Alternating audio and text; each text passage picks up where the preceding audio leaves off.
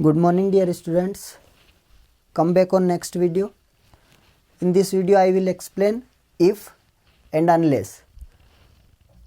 जो if और unless है ये कंजक्शन है. if का मतलब होता है यदि, if का मतलब होता है यदि, unless का मतलब होता है यदि नहीं. अब आपकी बोर्ड एग्जाम में if unless का एक ना एक क्वेश्चन आता है डू एस डायरेक्ट में. तो आपको क्या करना है, यदि इफ़ वाला सेंटेंस दिया है आपको तो इफ़ वाले सेंटेंस में आप देखोगे do not, did not, does not आपको लिखा मिलेगा अगर आपको इफ़ वाला क्वेश्चन आया तो.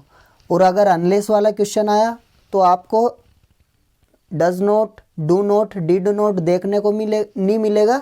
लेकिन जो वर्ब है, जो भी अनलेस के साथ आपको वर्ब दी गई है उसमें आपको या तो वर्ब की सेकंड फॉर्म देंगे या वर्ब की फर्स्ट फॉर्म देंगे या वर्ब की फर्स्ट फॉर्म में एस और ईएस देंगे.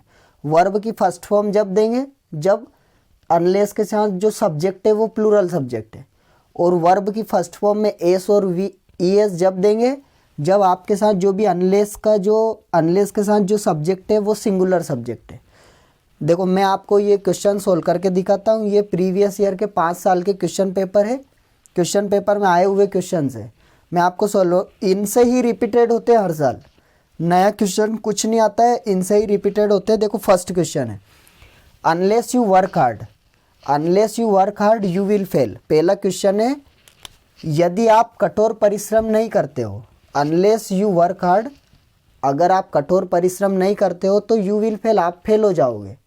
अब आपसे बोला है उनने कि आपको अनलेस के स्थान पे इफ़ का प्रयोग करना है. तो सबसे पहले अनलेस के स्थान पे इफ़ लगाना, अपन ने को इफ़ लगा दिया. फिर इफ़ के बाद आपको वर्ब देखनी है. डायरेक्ट इफ़ लगाने के बाद आपको वर्ब देखनी है. अगर वर्ब में एस और ईएस लगाओ तो डज नॉट लगाते हैं, लेकिन यहाँ प्लूरल सब्जेक्ट है, वर्ब में कुछ नहीं है तो आपको क्या लगाना है, डू नॉट लगाना है. इफ़ यू डू नॉट, बस इतना सही करना है. इफ़ यू डू नॉट, फिर आगे यही सेंटेंस रहेगा. If you do not work hard you will fail.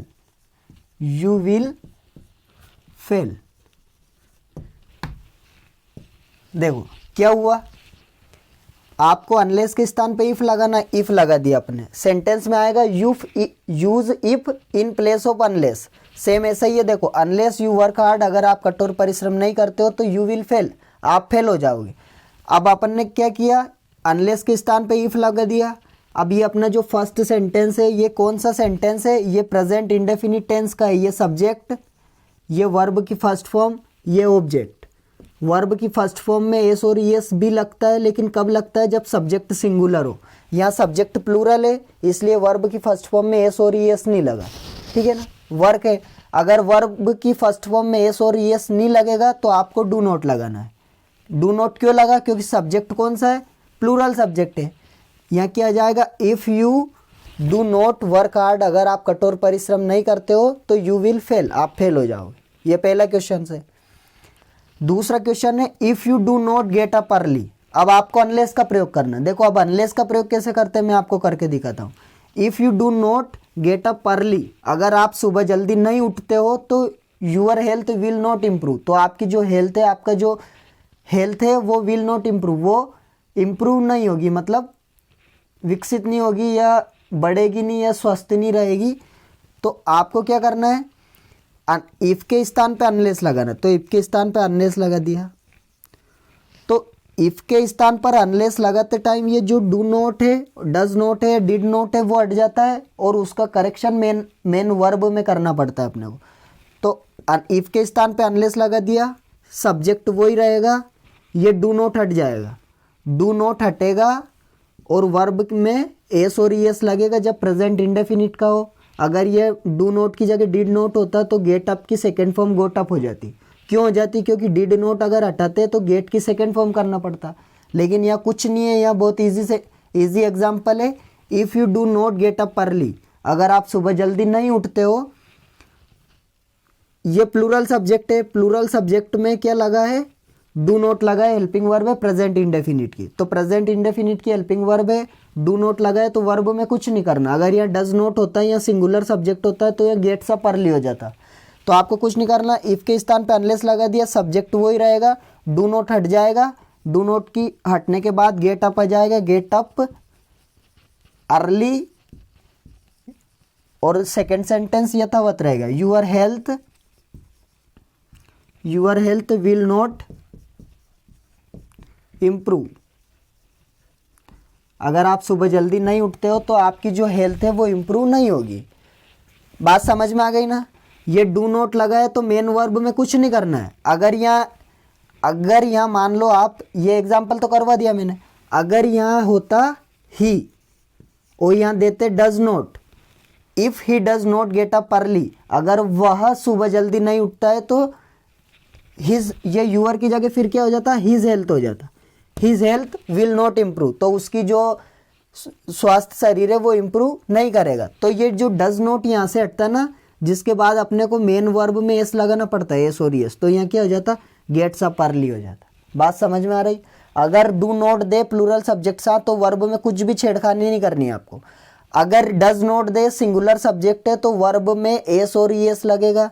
ES कब लगेगा, जब इंग्लिश के वोवेल्स हो, एसएच हो, जेड हो, एक्स हो, ठीक है, डबल एस हो, तो आपके साथ क्या लगेगा, एस लगेगा, ईएस लगेगा, और बाकी सभी सब्जेक्ट के साथ सिंगुलर के साथ एस लगेगा। मैं प्रेजेंट इंडेफिनिट का टेंस पढ़ाऊंगा, उसमें आप क्लियर कर सकते हो कौन से सिंगुलर सब्जेक्ट के साथ ईएस लगता है, कौन से के साथ एस लगता है। ठीक, ये बात समझ में आ गई। तीसरा क्वेश्चन है unless it rains we shall go to school. Unless यानी यदि नहीं, इट्स रेन्स अगर वर्षा नहीं हुई तो we shall go to school, हम स्कूल जाएंगे। अगर अब आपको यहाँ पे यूज करना है इफ का, किसके स्थान पर, अनलेस के स्थान पर। देखो वही एग्जाम्पल आ गया। अब अनलेस के स्थान पे आपने इफ का प्रयोग किया, इफ के बाद इट भी लगा दिया। अब देखो रेन में एस लगा है, क्या लगा है, एस लगा है। आप देख सकते हो रेन में एस लगा है, रेन से, तो एस लगा है, मतलब अब आपको क्या हेल्पिंग वर्ब लगानी है, does not. If it does not, और ये रेन से ये क्या हो जाएगा, रेन हो जाएगा। बात समझ में आ रहा है स्टूडेंट्स। अगर वर्ब में एस और ईएस हो तो आपको इफ का प्रयोग करते समय डज नॉट लगाना है, बस ये दिमाग में रखो आप। छोटी सी बात है, बिल्कुल लॉजिक की बात है। अगर वर्ब में एस और ईएस हो तो आपको इफ का प्रयोग करते समय डज नॉट लगाना है, ठीक है। और जो वर्ब डज नॉट लगाने के बाद वर्ब में एस और ईएस लगा है उसको हटा देते हैं, ठीक। If it does not rain, अगर वर्षा नहीं होती है तो क्या हो जाएगा, वी शैल, सेकेंड सेंटेंस यथावत रहेगा, we shall go to school, go to school. Yes, very simple question है। आपको बस कुछ नहीं करना, आपको तो बस दिमाग लगाना छोटा सा कि हेल्पिंग वर्ब क्या दी है, और अगर हेल्पिंग वर्ब नहीं दी, अनलेस का प्रयोग है, तो वर्ब में क्या है, वर्ब में एस और ईएस हो तो डज नॉट लगाना है, वर्ब में कुछ भी नहीं हो, प्लूरल सब्जेक्ट साथ सिंपल वर्ब की फर्स्ट फॉर्म हो तो डू नॉट लगाना है, और वर्ब की अगर सेकेंड फॉर्म हो तो आपको डिड नॉट लगाना है। देखो अगला क्वेश्चन देखो, if he takes a taxi. देखो ये भी इफ सिंगुलर सब्जेक्ट है, वर्ब में ईएस लगा है, मतलब प्रेजेंट इंडेफिनिट का टेंस है। If he takes a taxi, अगर वो टैक्सी ले लेते हैं, अगर वो टैक्सी ले लेते हैं तो he will reach station on time, तो वो क्या है, वो समय पर स्टेशन पहुंच पाएंगे, ठीक है। तो अब क्या हो जाएगा, इफ के स्थान पे आपको अनलेस लगाना है, अनलेस ही। अब अनलेस के स्थान पर, इफ के स्थान पर अनलेस लगा दिया, सब्जेक्ट वही लगा दिया। अब वर्ब में एस और ईएस लगा है तो क्या लगा देंगे, सिंगुलर सब्जेक्ट है तो डज नॉट, क्या लग जाएगा, डज नॉट, और टेक से एस हट जाएगा, सिर्फ टेक हो जाएगा, टेक अ टैक्सी। देखो unless he does not take a taxi, अगर वो समय पर टैक्सी नहीं लेते हैं। देखो अब इफ के स्थान पर आपने अनलेस लगाया, बात समझ में आ रही ना। देखो ये क्वेश्चन आप ऐसे नहीं कर सकते हो, अनलेस लगाना है आपको, सेकंड सेंटेंस में चेंज करेंगे इसमें, क्योंकि if he takes a taxi, वो टैक्सी ले लेते हैं तो he will reach station on time, तो वो समय पर पहुंच जाएंगे स्टेशन। अब अनलेस है, अनलेस का मतलब होता है यदि नहीं, क्या होता है, यदि नहीं। Unless he takes a taxi, अगर वो टैक्सी नहीं लेते हैं, ये नहीं है, यदि वो टैक्सी नहीं लेते हैं तो ही विल के बाद नोट लग जाए, he will not reach station on time. ऐसा क्यों हुआ माय डियर स्टूडेंट्स? ऐसा इसलिए हुआ क्योंकि फर्स्ट सेंटेंस जिसमें इफ लगाए उसमें does not, do not, did not नहीं दिया गया। अगर पहले सेंटेंस में जब इफ लगा हो उसमें डायरेक्ट कुछ भी नहीं दिया हो, मतलब हेल्पिंग वर्ब नहीं दी हो, do not, does not, did not, और सेकेंड सेंटेंस में भी नोट नहीं है, तो आपको अनलेस लगाते समय सेकेंड सेंटेंस में नोट लगाना है। मतलब बहुत सारे क्वेश्चंस ऐसे रहते हैं जिसको आप हिंदी में उसका अनुवाद करके पढ़ना पड़ता है। वो यूं कह रहा है कि if he takes a taxi, अगर वो टैक्सी लेते हैं तो he will reach station on time, वो समय पर स्टेशन पहुंच पाएंगे। अब आपको बोला है कि आपको इफ के स्थान पर अनलेस का प्रयोग करना है, तो देखो अपन ने अनलेस लगा दिया। Unless he takes a taxi, अगर वो टैक्सी नहीं लेते हैं तो क्या हो जाएगा? He will not reach station on time, तो वो समय पर स्टेशन नहीं पहुंचेंगे। क्यों नहीं पहुंचेंगे? क्योंकि टैक्सी नहीं ली तो स्टेशन दूर है। अब दूर है भैया, पैदल जाएंगे तो समय लगेगा, इसलिए वो समय पर स्टेशन नहीं पहुंचेंगे। इजी सी बात है। अगला क्वेश्चन है unless you work hard. Unless you work hard, अगर आप कठोर परिश्रम नहीं करते हो तो यू वॉन्ट पास, आप पास नहीं हो पाओगे। होता ही ऐसा, अगर आप अब नहीं पढ़ोगे तो अब मार्च में आपको एग्जाम देनी है तो आप अच्छे नंबर स्कोर नहीं कर पाओगे। तो क्या हो जाएगा? अनलेस के स्थान पे इफ लगाना है। जब अपन इफ लगाते हैं तो सब्जेक्ट वहीं रहेगा। सब्जेक्ट के बाद अपन वर्ब देखते हैं कि वर्ब की फर्स्ट फॉर्म है या सेकंड फॉर्म है। अगर सेकंड फॉर्म हो तो डिड नॉट लगाते हैं, फर्स्ट फॉर्म में एस और यस और डज नॉट लगाते हैं, और वर्ब में कुछ नहीं हो, प्लूरल सब्जेक्ट हो तो कुछ नहीं लगाते, डू नॉट लगाते हैं। If you do not work hard you won't pass. बस कुछ नहीं करना है, सेकंड सेंटेंस यथावत रहेगा। जब आप डू नॉट, डज नॉट अगर लगाना है इफ में तो देखो अनलेस के स्थान पे इफ लगा दिया, सब्जेक्ट वही लिख दिया, सब्जेक्ट प्लूरल है, वर्ब में कुछ नहीं है तो डू नॉट लगा दिया। अगर यहाँ सब्जेक्ट सिंगुलर होता, वर्ब में एस और यस होता, डज नॉट लगा देते। यहाँ सब्जेक्ट सिंगुलर प्लूरल कोई से भी होते, अगर वर्ब की सेकेंड फॉर्म होती तो अपन डिड नॉट लगा देते। बस देखो सेकेंड सेंटेंस तो वैसा वैसा ही उतार दिया टिप के अपन ने। फर्स्ट सेंटेंस में इफ के स्थान, अनलेस के स्थान पे इफ लगा दिया, सब्जेक्ट वो का वही लिख दिया, वर्ब फर्स्ट है तो डू नॉट लगा दिया, वर्क हार्ड यू वॉन्ट पास, अगर आप कठोर परिश्रम नहीं करते हो तो आप पास नहीं हो पाओगे। अगला क्वेश्चन है if you don't come to school regularly, अगर आप रेगुलरली रोजाना स्कूल नहीं आते हो तो you won't learn your lesson, तो आप अपना पाठ नहीं सीख पाओगे। ये क्वेश्चन है।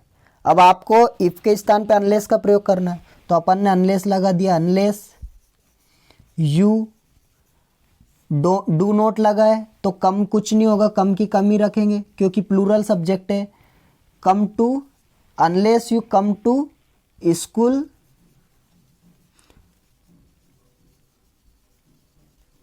रेगुलरली, और सेकेंड सेंटेंस वैसा को वैसे ही रहेगा, you won't learn your lesson. बात समझ में आ रही ना? क्यों आएगा ऐसा? क्योंकि डू नॉट लगा है, प्लूरल सब्जेक्ट है। जब आप इफ के स्थान पर अनलेस का प्रयोग करेंगे तो डू नॉट, डज नॉट हट जाएगा, मेन वर्ब में करेक्शन होगा।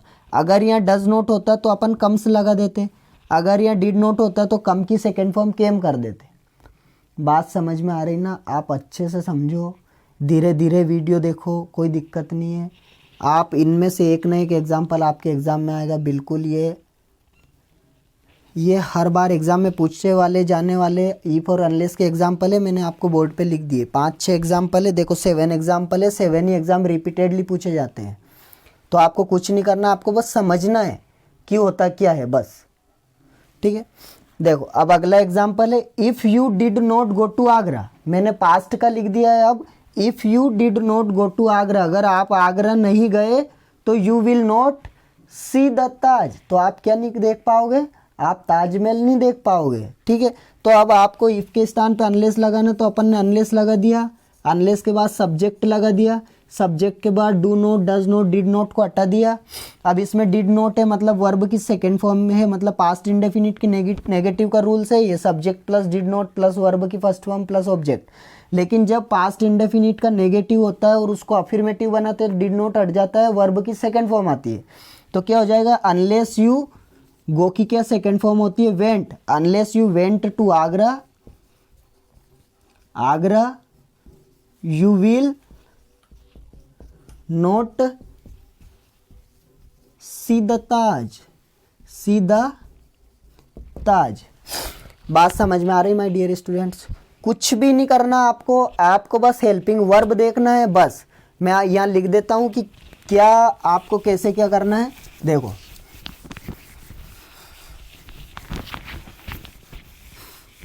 ये इतनी सी जगह में आप समझ सकते हो, बस इतनी सी जगह में ये देखो, एक तरफ इफ लिख लो, एक तरफ अनलेस लिख लो, ठीक है। अगर इफ का एग्जाम्पल दिया आपको, ठीक है, तो इफ के एग्जाम्पल में डू नॉट रहेगा तो इधर वर्ब फर्स्ट रहेगी, कुछ भी नहीं करना, ठीक है। डू नॉट अगर दिया है तो इधर वर्ब फर्स्ट रहेगी। अगर इधर डज नॉट दिया है आपको, डज नॉट इफ के एग्जाम्पल में दिया और आपको बोला अनलेस लगाओ, तो आपको क्या करना है? वर्ब फर्स्ट के साथ एस और ई एस लगाना है। डज नॉट है तो डज नॉट इफ से हटेगा जब आप अनलेस का प्रयोग करेगा। अब अगर अनलेस का प्रयोग करते समय डज नॉट तो हटा दिया, लेकिन जो वर्ब में ई एस लगा है वो आपको मेन वर्ब में लगा नहीं। इतनी सी बात आपको लर्न करना है, बस ये बात लर्न करना है, ये मोस्ट बात है, ठीक है। अगर डिड नॉट दिया है, सेंटेंस डिड नॉट दिया है और अनलेस का प्रयोग करने का बोला, तो आपको वर्ब की सेकेंड फॉर्म करनी। सेम इसका अपोजिट कर लो, जब आपको अनलेस का प्रयोग दिया है और इफ का करने का बोला और वर्ब की फर्स्ट फॉर्म दी है, प्लूरल सब्जेक्ट है, प्लूरल सब्जेक्ट है, वर्ब की फर्स्ट फॉर्म दी है तो डू नॉट लगाना है। वर्ब की फर्स्ट फॉर्म में एस और ई एस दिया है, एस और ई एस कब आता है? जब सिंगुलर सब्जेक्ट हो, तो एस और ई एस की जगह आपको डज नॉट लगाना है। वर्ब फर्स्ट में से जो एस और ई एस लग रहा है वो हटाना है। कब? जब आप इफ का प्रयोग करोगे, ठीक। अगर आपको वर्ब की सेकेंड फॉर्म दी है, अगर आपको वर्ब की सेकेंड फॉर्म दी है, अनलेस का एग्जाम्पल दिया है और बोला है कि आप इफ का प्रयोग करो, तो आपको क्या करना है? इफ का प्रयोग करना है। वर्ब की सेकेंड फॉर्म की जगह इफ के बाद सब्जेक्ट के बाद डिड नॉट लगाना है। डिड नॉट के बाद जो सेकेंड फॉर्म है ये वर्ब फर्स्ट में कन्वर्ट करना, बस इतनी सी बात है। एक पैराग्राफ बना लेना, इतना सा लिख लेना, बस और कुछ भी नहीं है। अगर आप और कुछ भी आपको डाउट आते हैं तो आप कमेंट बॉक्स में कमेंट कर सकते हैं। ये 7 एग्जाम्पल है, ये ही रिपीटेड पूछे जाते हैं। अगर इसके अलावा भी आए और आपका टॉपिक अगर क्रिस्टल क्लियर है तो आपको कोई डाउट ही नहीं होगा। सबसे पहले आपको इफ और अनलेस के एग्जाम्पल में सबसे पहले हिंदी अनुवाद करके देखना है कि सेंटेंस क्या कह रहा है, उसके अकॉर्डिंग ही आपको करना है, ठीक है ना। कभी कभी ऐसा होता है इफ के साथ डू नॉट डज नॉट नहीं दे रखते, लेकिन सेकंड सेंटेंस में एरर रहती है, तो आपको सेकंड सेंटेंस में ही करना है। फिर अनलेस लगाते समय डज नॉट डू नॉट तो लगेगा नहीं, तो फिर सेकंड सेंटेंस में या तो आपको नोट लगाना पड़ेगा या नोट हटाना पड़ेगा, ठीक। ठीक है माय डियर स्टूडेंट्स, ध्यान रखें अपना, चैनल को सब्सक्राइब करें, बेल आइकन दबाएं ताकि मैं कुछ भी नया वीडियो अपलोड करूं तो आपके पास वीडियो आ जाए।